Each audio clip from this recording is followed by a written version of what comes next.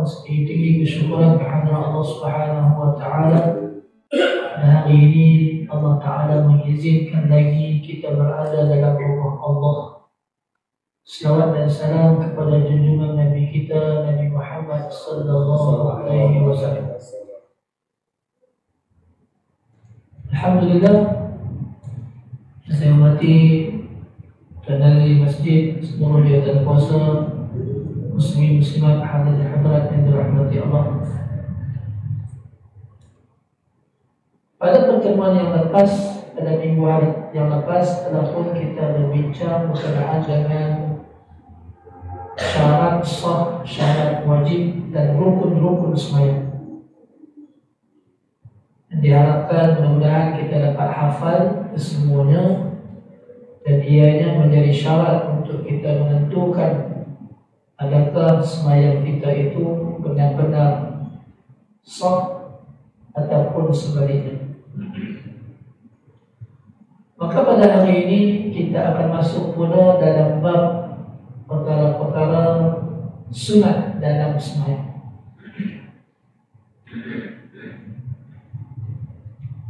Kerana dalam satu hadis Nabi kita Nabi Muhammad sallallahu alaihi wasallam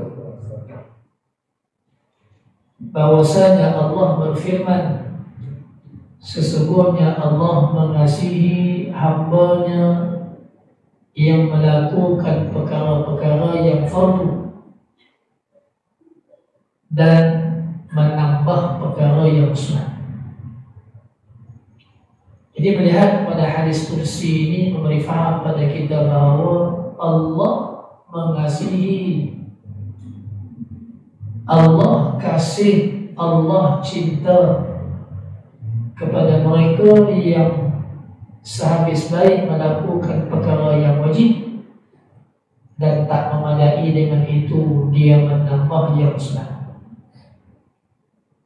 Jadi maka pada hari ini insyaAllah kita nak jadikan di antara kita semua ini di antara mereka yang disayangi Allah. Amin. Di antara mereka yang dikasihi oleh Allah, iaitulah apabila kita melakukan solat, kita tahu yang mana fardu, yang mana sunat. Kita melaksanakan yang fardu dan menambah yang sunat. Dalam satu kaidah qawaid fiqhiyah, Allahumma shalli ala sayyidina Muhammad, Allahumma shalli ala sayyidina Muhammad, berkenaan dengan Allahumma shalli ala sayyidina Muhammad, berkenaan dengan seseorang yang melakukan sesuatu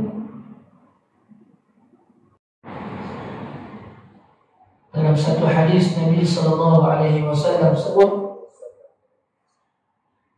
innamal a'malu binniyat. Maknanya seseorang apabila melakukannya dengan niat, maka niat itulah yang dia akan beroleh ganjarannya.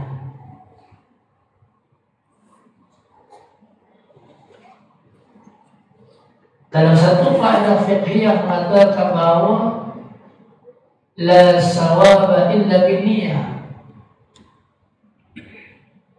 tidak ada pahala kecuali dengan niat. Jadi pada petang ini kita nak tengok beberapa perkara sunat dalam sembahyang yang sebelum ini kita hanya lihat-lihat, tengok-tengok orang lain buat. Adakah ia sunat ataupun tidak? Dan mungkin saja hari ini kita boleh nampak dan kita boleh tahu, oh Masya Allah, yang aku buat selama ni benda sunat itu. Yang aku dah buat sebelum ni, hari-hari aku sembahyang macam tu lah. Benda sunat rupanya. Dan tuan kalau tak ada niat, tak dapat pahala. Kalau hari ini baru tak, maknanya lepas pada ni kita buat baru dapat pahala. Sebagaimana dalam rumah kita ada selipar tandas. Ada orang letak selipar tandas sebab dia nak hindarkan diri dia daripada licin dalam tandas.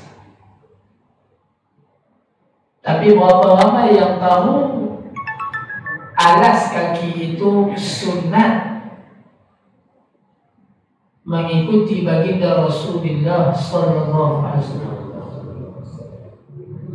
Kalau hanya sekadar niat kita untuk nak tak bagi licin dalam tandas, itu saja kita dapat pahala. Kalau kita tahu dan tambah lagi ini juga adalah sunnah baginda Rasulullah SAW, maknanya double dapat pahala. Itulah maksudnya la sawaba illa binniyah, tidak ada pahala kecuali dengan niat. Sama juga tuan-tuan dalam keadaan kita pakai jam tangan. Ada orang kata nak pakai jam tangan kiri ataupun kanan. Tapi nak tahu macam mana sunat tak sunat, mana kiri dan kanan, tengoklah Rasulullah pakai jam kiri dan kanan. Adakah Rasulullah pakai jam kiri ataupun jam tangan kanan? Tangan mana tuan? Tak ada, Rasulullah mana ada jam. Ustaz ni buat soalan. Cincin. Rasulullah tak pakai jam, macam mana nak tahu kiri dan kanan? Cincin. Maka para ulama memberi satu tamsilan, contoh dengan perkara lain, iaitu dengan cincin. Ya. Maka cincin yang dipakai oleh baginda Rasulullah SAW, dua jari. Jari apa ni? Kelingking ke? Kelingking ya? Jari manis dengan jari kelingking, dua dia. Kan? Itu juga Nabi pakai kanan, juga pakai kiri. Tapi Nabi lebih banyak memakai kanan. Saya pakai kiri sebab dah tak mau. Sebab kanan ni ketat sangat, saya pakai kiri. Nak ceritanya, dan benda perkara lain juga, Nabi mengutamakan yang kanan berbanding kiri. Maka dengan sebab itu dianjurkan kita pakai jam tangan belah kanan. Alhamdulillah Ustaz, dia angkat tangan dia, nak tunjuk dia pakai kanan. Ustaz, saya pakai kanan. Ada niat? Niat ikut Rasulullah. Kalau kita pakai kanan itu sekadar kita selesa pakai kanan. Jadi kalau ada niat dengan mencontohi bagaimana falsafah baginda Rasulullah SAW, maka kita dapat pahala. Gitu. Bukan saya nak kata orang yang pakai tangan kiri itu berdosa, tidak. Dan kita contoh pula tak. Adanya apa saja yang kita nak buat mesti ada niat. Maka begitu juga ini sekadar mukadimah. Kita nak masuk dalam bab perkara-perkara sunat dalam sembahyang, juga kita perlu ada niat.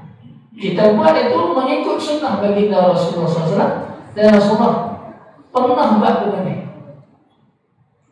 Sebagaimana yang Nabi ajar pada kita, sallu kama ra'aitumuni usalli, hendaklah kamu sembahyang sebagaimana kamu lihat aku sembahyang.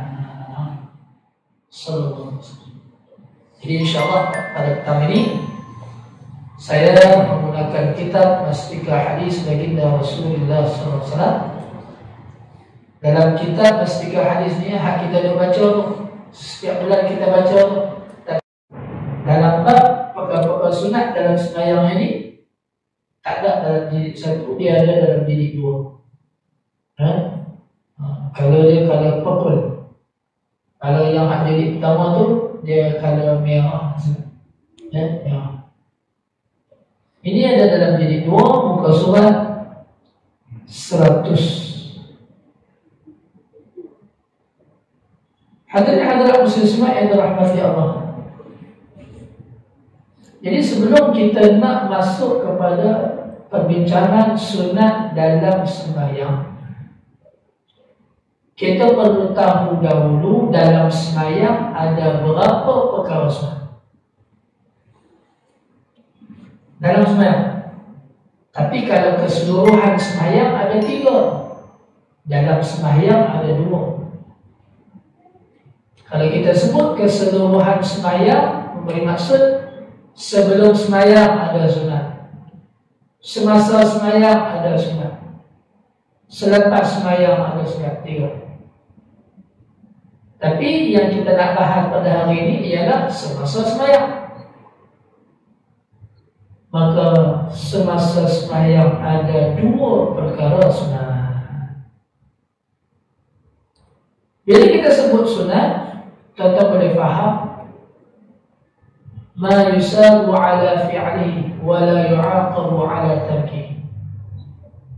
Apa itu maksud sunat? Sunat itu ialah apabila mereka melakukan mendapat pahala, dan jika sekiranya meninggalkan tidak disiksa.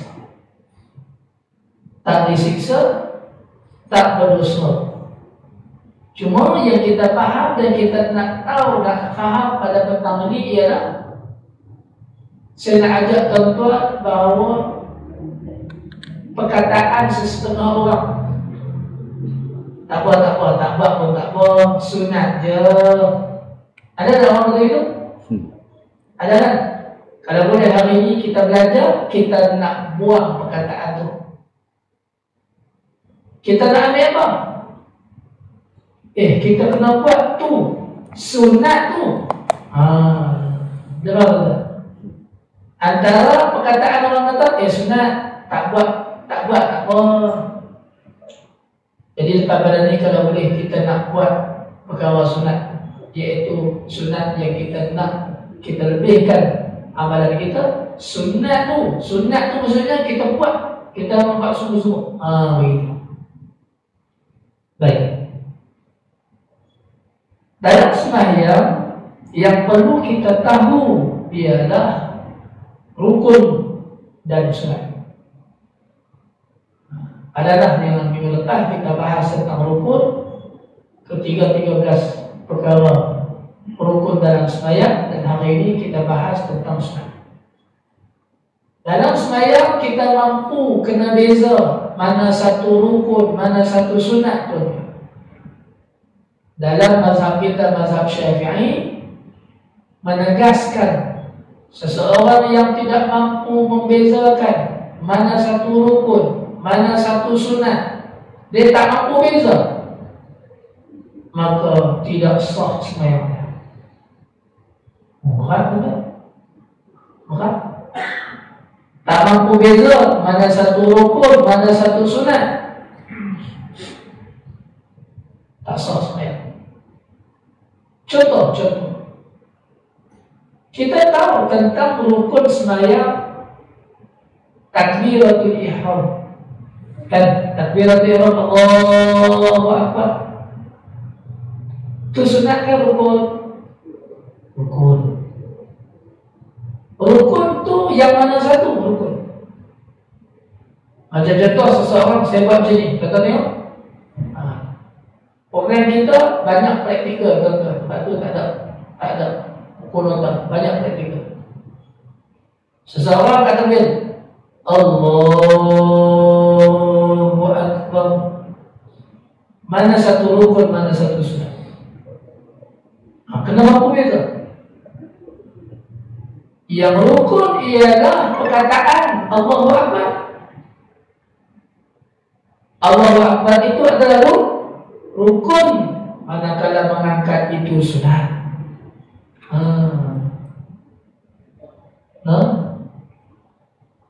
Maknanya perbuatan yang seseorang mengangkat tangan ketika takbiratul ihram itu, kita mampu beza mana satu rukun, mana satu sunat.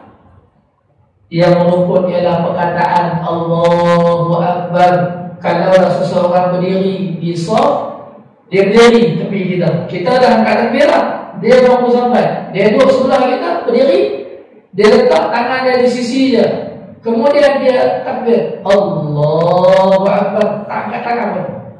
Salat merah.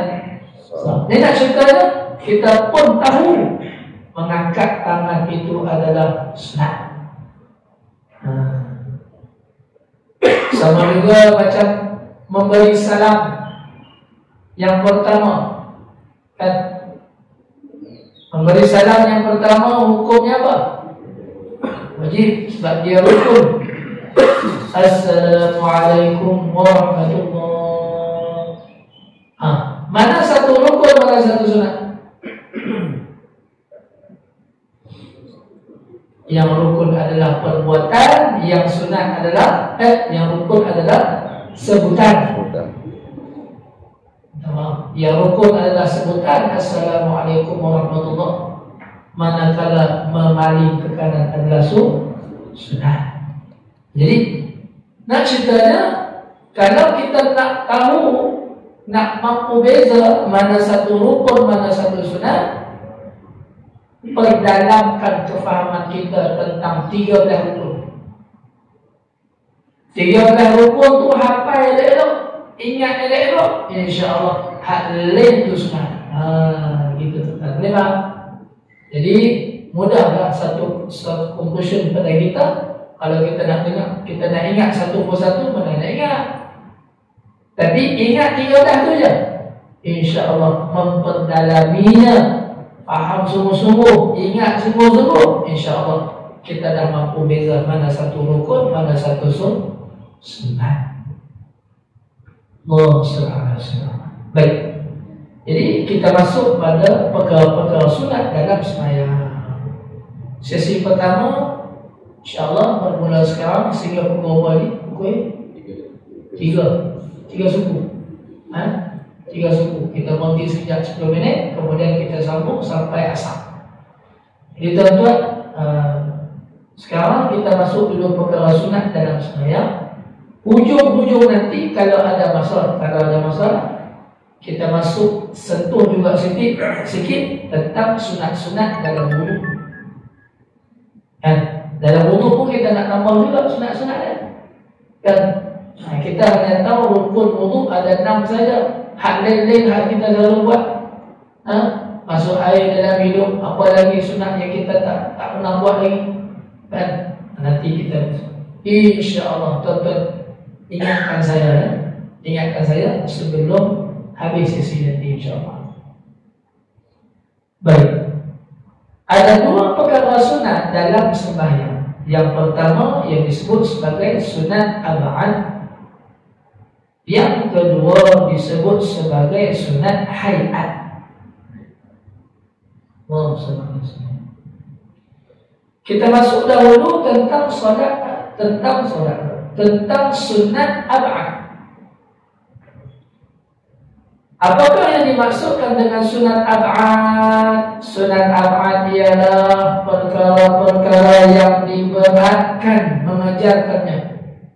Maknanya diberatkan mengerjakannya dalam sembahyang. Ab'ad diberatkan, maksudnya penting kena buat. Ab'ad penting kena buat, tapi tak memberi maksud wajib, tak sampai kepada wajib. Tapi berat tak kena buat? Berat, maksudnya kena buat semua. Jangan tinggal. Kalau tertinggal, kena ganti balik. Gitu. Sampai macam tu. Itu dinamakan ab'ad. Berat. Ya. Maknanya kalau tertinggal, ganti balik. Ganti balik dengan apa? Sujud sahwi. Ganti balik dengan sujud sahwi. Ganti itu pun sunat. Baik. Dalam kitab ini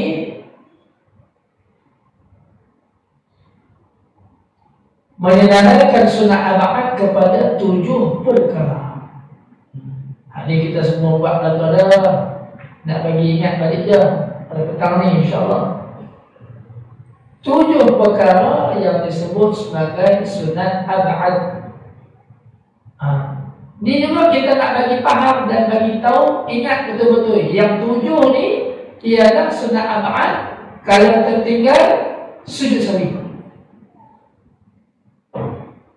Selain daripada 7 ni, kalau kita tertinggal tak perlu sujud sahwi lah. Maksudnya apa dia 7 tu? Yang pertama, membaca tahiyat awal. Baca tahiyat awal maksudnya rakaat yang kedua. Sembahyang apa tu? Antaranya sembahyang zuhur, sembahyang asar, sembahyang maghrib, sembahyang isya. Kan?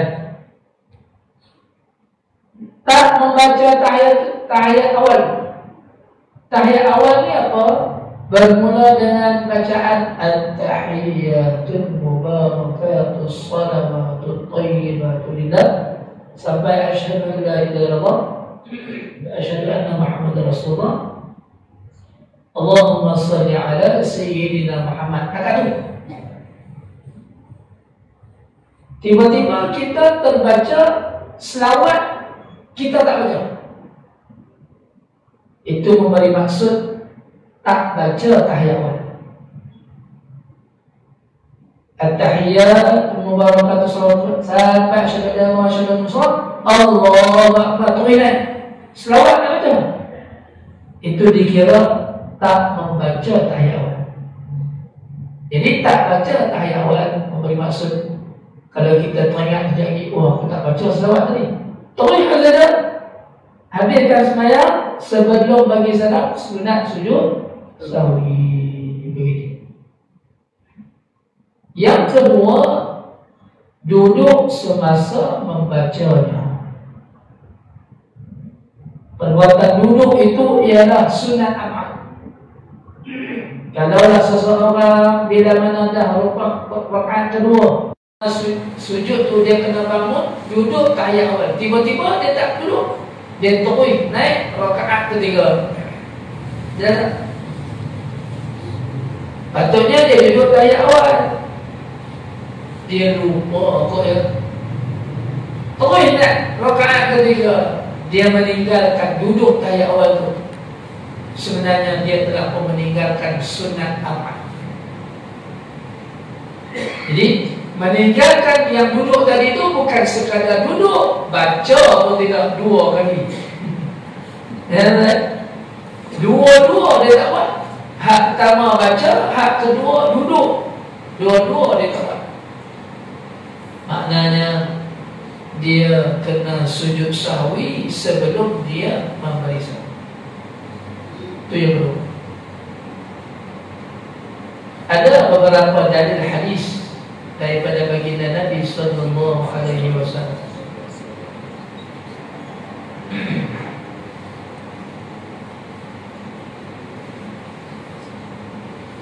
Daripada Sayyidina Abdullah bin Malik bin Buhainah radhiyallahu anhu, katanya Rasulullah sallallahu alaihi wasallam menjadi imam kami. Lalu baginda Nabi sallallahu alaihi wasallam bangun daripada rakaat yang kedua. Maknanya Nabi sendiri. Nabi jadi imam. Waktu rakaat kedua tu Nabi tak duduk, Nabi terus bangun. Yang padahal sepatutnya ia perlu duduk untuk membaca tahiyat awal.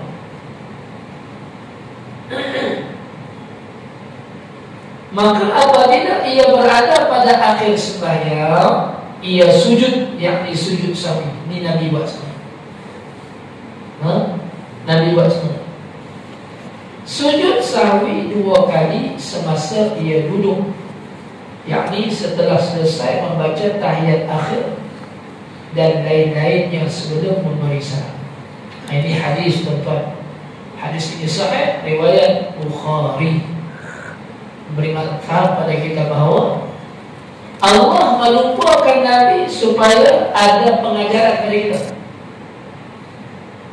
Allah sengaja lupakan Nabi kerana nak bagi pengajaran lagi, nak bagi hukum pada kita. Kalau kita orang terlupa nak buat macam mana, ikut Nabi. Gitu. Betul. Sama juga Kalaulah kita pernah dengar Nabi diberitakan oleh malaikat Jibril tentang malam Lailatul Qadar. Malaikat Jibril satu hari beritahu pada Nabi malam Lailatul Qadar itu bila. Jadi bila Nabi dengar, Nabi seronok sangat-sangat. Seronok tu sampai nak beritahu pada sahabat, jangan lepaskan peluang malam Lailatul Qadar pada malam ni. Disebut dalam keadaan Nabi nak pergi beritahu sahabat, tiba-tiba ada nampak orang di tengah jalan sedang bergaduh. Nabi menyelesaikan pertelingkahan mereka, kemudian teruskan perjalanan. Waktu teruskan perjalanan tu tuan-tuan, Nabi lupa kat mana tahu hari apa tahu malam Lailatul Qadar. Jadi Nabi lupa tu bukan sebab Nabi lupa, Allah yang melupakan Nabi. Kenapa Allah melupakan Nabi? Kerana nak beri hikmah kepada umat Nabi sallallahu alaihi wasallam. Kalaulah tuan-tuan, kalau Nabi ingat waktu tu bagi tahu sahabat sampai pada kita hari ni malam 27 Ramadan. Agak penuh masjid dia malam 27 saja. Malam 27 saja penuh. Malam lain tak ada. Mungkin saja kurang. Tapi hikmah Nabi sebut, carilah malam-malam Al-Qadar pada malam-malam 10 malam terakhir. Betul? 10 malam terakhir. Begitu juga pada pada waktu ganjil, hari-hari ganjil. Cerita tentang malam Al-Qadar ni tuan-tuan sangat hebat tuan-tuan.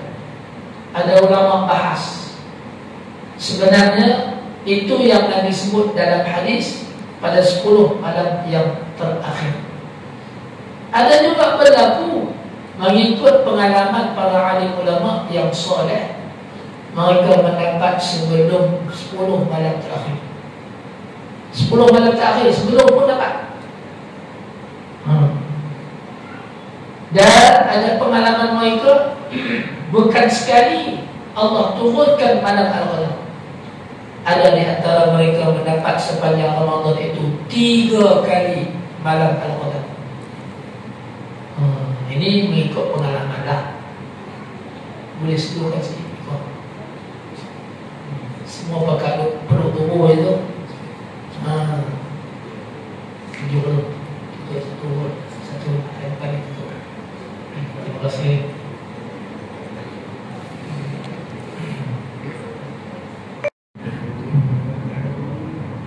Baik. Allah, terima kasih. Baik, jadi nak ceritanya Allah sengaja melupakan Nabi SAW ketika mana sembahyang jadi imam tertinggal tahiyat awal. Tertinggal tahiyat awal, kemudian sahabat yang di belakang terus saja. Bila dah jadi makmum, teruslah dengan imam tu. Teruskan saja. Kemudian sebelum Nabi mengakhiri bagi salat, Nabi sujud sahwi. Itulah di antara hukum cara bagaimana kalau kita tertinggal sujud. Kita imam saban waktu bangkit jiwaku, kau suruh hatiku dengan sinar kudus kasihmu. Ku harapkan terus bersama. Nama pun makmum kena ikut imam kan. Mungkin saja kita rasa imam dah bagi salam, kita pula sujud sahwi. Tak perlu begitu, ya. Begitu juga imam-imam Haramain yang datang ke Malaysia. Mereka datang ke Malaysia, tuan-tuan, mereka sembahyang menjadi imam subuh. Mereka baca doa pun, kerana mereka memahami wakil di Malaysia mazhab Syafi'iyah kebanyakannya baca doa pun waktu subuh. Jadi inilah orang yang Orang yang disebut sebagai orang yang faqih, bukan sekadar alim tetapi faqih dalam menentukan sesuatu tindakan. Begitu. Ada soalan lagi? Cukup ya, insyaAllah. Jom kita masuk sunat hayat. Tuan-tuan, sunat hayat ada banyak. Masya Allah, kalau nak disenaraikan sunat hayat ni tuan-tuan, ada lebih 500. Subhanallah. Nak ingat ke petang ni? 500.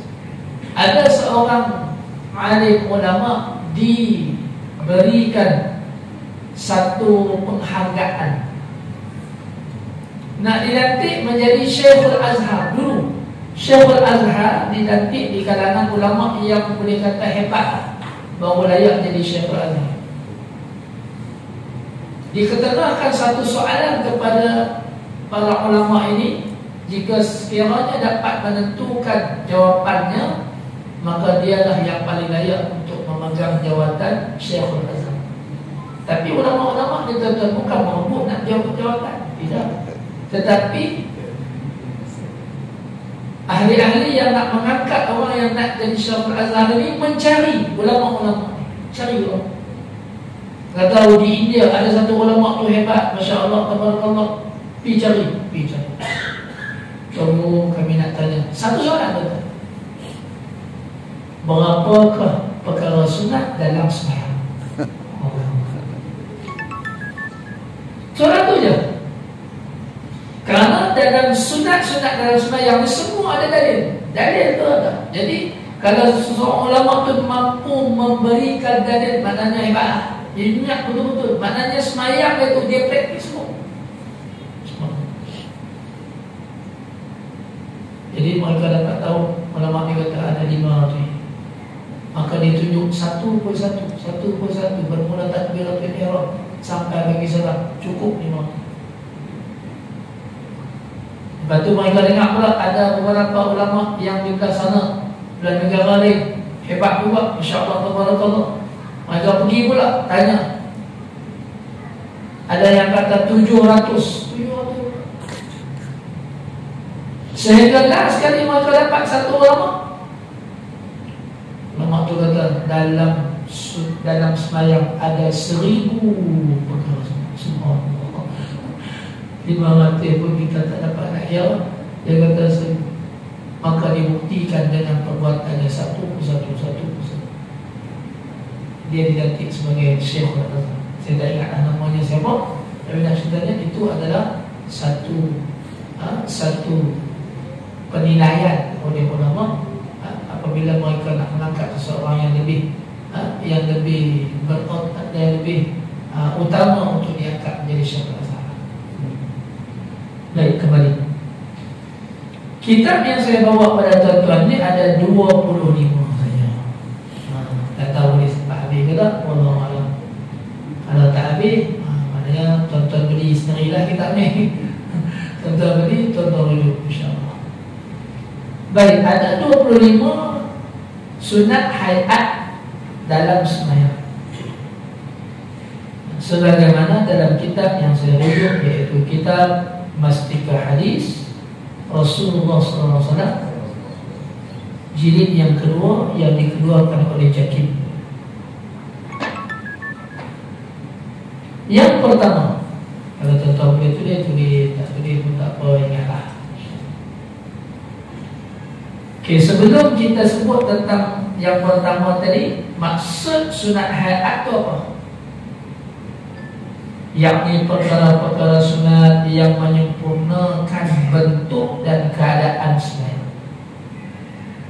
Jadi sunat hayat ini dia menyempurnakan sembahyang kita. Kalau hanya kita tumpu 13 rukun saja, nampak macam pelik.